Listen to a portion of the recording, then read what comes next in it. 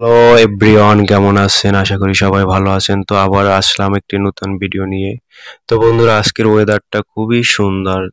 তো একটু ঘোরাঘুরি করার জন্য বের হলাম, কিন্তু একা একা ভালো লাগতেছিল না। তো বন্ধু শফিককে ফোন দিলাম, কিন্তু বন্ধু শফিকের জন্য ওয়েট করতে হবে, কিছু করার নাই। কারণ বন্ধু শফিক এমন একটা মজার মানুষ, তাকে নিয়ে হাসি ঠাট্টা খুবই মজা করা যায় এবং খুবই ফানি। সত্যিই খুব মজার একটা মানুষ। তো তাকে ছাড়া আসলেই ভালো লাগে না। তো তার জন্য যতই হোক না কেন ওয়েট করতেই হবে আমার। আর বন্ধু শফিকের সাথে নিয়ে আমার ঘুরতে খুব ভালো লাগে। তো যাই হোক, বসে আছি বন্ধু শফিকের জন্য। অপেক্ষার প্রহর গণতে গণতে অনেক সময় শেষ হয়ে গেল, কিন্তু বন্ধু এখনো আসতেছে না। খুবই বিরক্ত লাগতে আছে, কিন্তু বিরক্ত লাগলেও কিছু করার নেই। কারণ ওই যে বললাম, বন্ধু শফিক ছাড়া আসলেই ভালো লাগে না। তো এ নিয়ে ঘুরতে খুবই ভালো লাগে। তো অনেক সময় ধরে বসে আছি, কিন্তু আমার সামনে হঠাৎ করে কেউ এসে আমাকে ডাক দিল। কিন্তু আমি অবাক দৃষ্টিতে তাকিয়েছি, কে সে লোকটা। যখন তার পরিচয়টা আমাকে দিল, আমি চমকে গেলাম। এ তো কেউ নয়, এ তো আমার সেই ছোটবেলার বন্ধু, স্কুল লাইফের বন্ধু। তো বান্ধবীকে দেখার পরে আমি খুবই এক্সাইটেড হয়ে গেছি, কি করব বুঝতে পারতেছি না। তো যাই হোক, বান্ধবীকে জড়িয়ে ধরে ফেললাম। বান্ধবী আমাকে ধাক্কা দিয়ে সরিয়ে দিয়ে বলতে আছে, না একদমই না, আমার জামাই ছাড়া আমাকে কেউ টাচ করতে পারবে না। আমি শুনে তো অবাক হয়ে গেছি, কিরে তোর বিয়ে হয়েছে আর আমি জানি না, বললিও না কখনো। কয় শুধু বিয়ে না, কিছুদিন পর মামা ডাকটাও শুনতে পাবি, অপেক্ষায় থাক। কিরে বান্ধবী, এটা তুই কি শুনাইলি? হতে চেয়েছি বাবা, হয়ে যাব মামা। হায় রে আজব বিধাতার ঘটনা। তো মুডটা অনেক ভালো ছিল, বান্ধবীর কথা শোনার পর আস্তে আস্তে মুডটা অনেক খারাপ হয়ে যাচ্ছে, কিন্তু কিছুই করার না। তো বান্ধবী, এদিকে কোথায় যাচ্ছিস? তো বলতেছে, আমি মেট্রো দিয়ে যাচ্ছি, তোকে দেখে এখানে বসা, তো তোর কাছে আসলাম। তো এখানে একা একা বসে কি করতেছ? কিছুই না, বন্ধু শফিকের জন্য ওয়েট করতে আছি। তো বন্ধু শফিকের কথা বলতে বলতে বন্ধু শফিকও চলে আসলো। কিরে বন্ধু, এত সময় নিলে তো হবে না, তোকে ফোন দিচ্ছি কখন, তুই এত সময়। তো যাই হোক, এটা হচ্ছে আমার বান্ধবী, ছোটবেলার ক্লাসমেট। তো পরিচয় করিয়ে দেওয়ার সাথে সাথে বন্ধু শফিক হাত মিলানের জন্য অস্থির হয়ে গেছে। আরে ভাই, এটা মেয়ে মানুষ, তুই কিভাবে হাতটা সামনে বাড়িয়ে দাও? সে আমাকেই ধরতে দিচ্ছে না, আর তুই হাতটা বাড়িয়ে দিতে আস। কি অবস্থা তোর? মেয়ে মানুষ দেখলে কি মাথা ঠিক থাকে না তোর? বন্ধু শফিক বলতেছে, আরে সমস্যা কি? তোর ফ্রেন্ড, আমারও তো ফ্রেন্ড, তো সমস্যা তো নাই, হাতটা ধরলে কি সমস্যা? আমি বলতেছি, আরে ভাই আমাকে ধরতে দিচ্ছে না, তুই কিভাবে ধরো?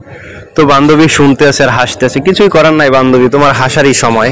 তো অনেকদিন পর বান্ধবীর সাথে দেখা, যেহেতু তো বান্ধবীকে ওইভাবে কিছুই বুঝতে দিলাম না। তো বান্ধবীকে নিয়ে খুবই হাসি ঠাট্টা করলাম, গল্প করলাম। তো যাই হোক, বান্ধবী অনেক সময় হয়ে গেল। তো এখানেই কি শুধু দাঁড়িয়ে থাকবি? তো চল সামনের দিকে যাই। সামনের দিকে গিয়ে দেখি, এমন একটা জায়গায় আসছো, এখানে দোকানপাট নাই, কিছু খাওয়ানোর অবস্থা নাই। তো চল সামনের দিকে যাই, দেখি কি করা যায়। তো সামনের দিকে চলতে চলতে পিছন থেকে বান্ধবীর হাতটা ধরে নিলাম। খুবই ভালো লাগতেছিল। তো বান্ধবী, এইভাবে কেউই হাতটা ধরবে না, আমি যেভাবে ধরছি, করে ধরা লাগবো না। যাই হোক, তো নিয়ে আসলাম ঝালমুড়ির দোকানে। এখানে ঝালমুড়ি এবং ফুচকা দুইটাই আছে। তো বান্ধবীকে জিজ্ঞেস করলাম, কি খাবি, বা ঝালমুড়ি খাবি না ফুচকা খাবি? বলে যে ঝালমুড়িটাই ভালো হবে, ঝালমুড়িটাই দিয়ে। ঠিক আছে মামা, সুন্দর করে ঝাল টাল দিয়ে ভালো করে ঝালমুড়ি বানাই দেয় একটা, যেন আমার বান্ধবী খাবার পরে আমাকে খুব মিস করে। তো বান্ধবীর কাছে জিজ্ঞেস করলাম, বান্ধবী পুরনো স্মৃতিগুলা এভাবে ভুলে গেলি? বান্ধবী বলে, না কিছুই ভুলি নাই, সবই আছে মনে। তো মাঝে মাঝে তোদেরকে সবাইকে মিস করি। তো বান্ধবীর সাথে কথা বলতে বলতে এদিকে মামার ঝালমুড়িটাও খুব সুন্দরভাবে তৈরি করা হয়ে গেছে। তো মামার বিলটা এবার দিতে হবে। তো বান্ধবীকে বললাম যে, মামার ঝালমুড়িটা সুন্দর করে বানাচ্ছে, তুই একটু খেয়ে দেখ। বান্ধবী বলে, না আগে তুই একটু টেস্ট করে দেখ কেমন হয়েছে। যাই হোক, বান্ধবী যেহেতু দিয়েছে, তো খেয়ে তো দেখতেই হবে। তো যাই হোক, মামার ঝালমুড়িটা খুবই সুন্দর হয়েছে, অনেক সুন্দরই হয়েছে। বান্ধবীর সাথে দেখা হওয়ার পর বান্ধবী অনেকটা সময় দিল আমাদের সাথে।